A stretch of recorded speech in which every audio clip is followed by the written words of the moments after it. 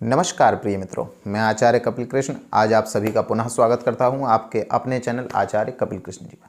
जिन भी सज्जनों ने अभी तक चैनल को सब्सक्राइब नहीं किया वे कृपया चैनल को सब्सक्राइब कर लें और बेल आइकन को जरूर प्रेस कर लें। आज हम बात कर रहे हैं कि कुंडली से जाने कि क्यों होता है पति पत्नी के बीच में झगड़ा। क्या आपके दाम्पत्य जीवन में तनाव है? तो चलिए जानते हैं ज्योतिषीय कारण। कुंडली से जाने पति पत्नी में कब और क्यों होता है झगड़ा।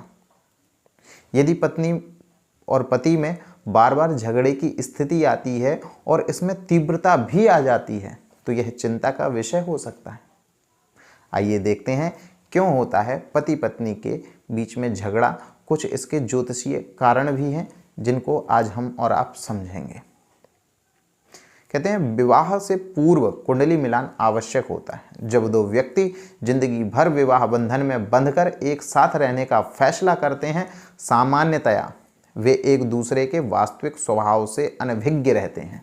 अतः कुंडली मिलान इसमें बड़ी सहायता करता है, जिसके कारण एक दूसरे को समझा जा सकता है कि एक दूसरे के योग्य हैं या नहीं।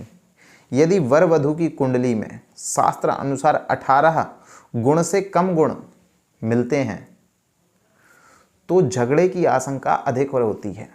गुण दोष, भकुट का मिलान ना होना, राशि मैत्री का ना होना आदि बातें सामने आती हैं। एक प्रचलित दोष भी है मांगलिक दोष।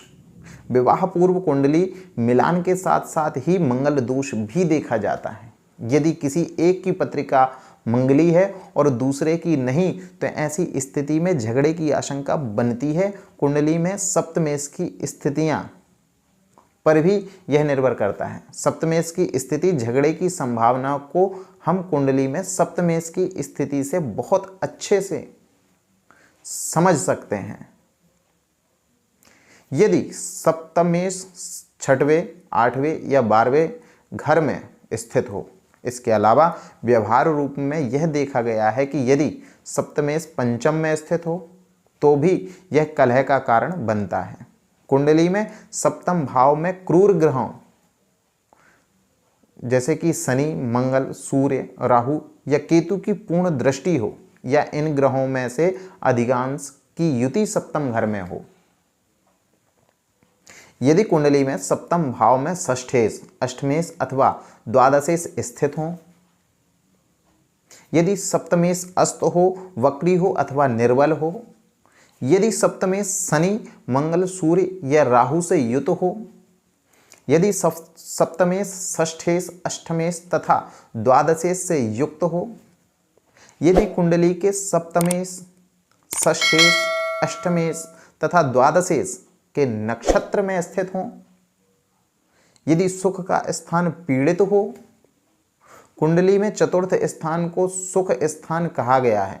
यदि चतुर्थ भाव या चतुर्थेश पाप ग्रहों से युत या दृष्ट होता है या चतुर्थेश निर्बल होता है तो पत्नी से झगड़ा या खिन्नता बनी रहती है ऐसे जातक के जीवन में। यदि आपकी अथवा जीवन साथी की कुंडली में वृश्चिक लग्न हो तो झगड़े की आशंका ज्यादा रहती है।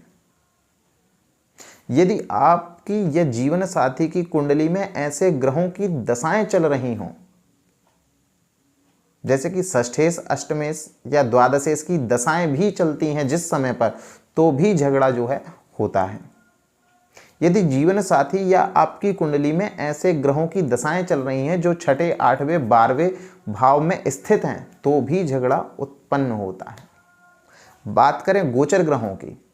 यदि आपकी या अथवा जीवन साथी की चंद्र कुंडली में चंद्रमा सप्तम, अष्टम या द्वादश भाव में गोचर कर रहा हो तो भी झगड़ा लड़ाइयाँ इत्यादि दाम्पत्य जीवन में होती रहती हैं।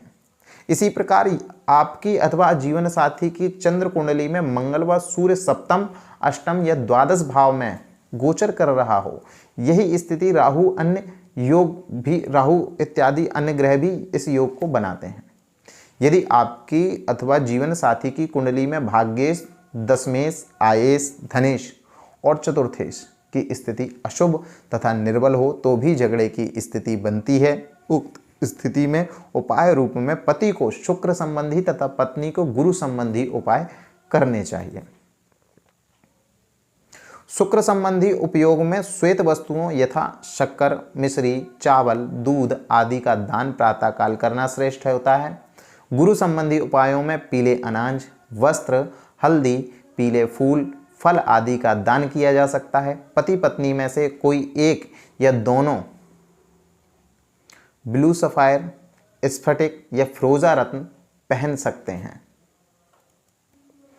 अब इससे आपके दाम्पत्य जीवन का जो कलह है वह कम होगा, जो लड़ाइयाँ हैं वह कम होंगी, दोष जो है वह समाप्त तो नहीं होगा किंतु उसका जो असर है वह थोड़ी कम होगा।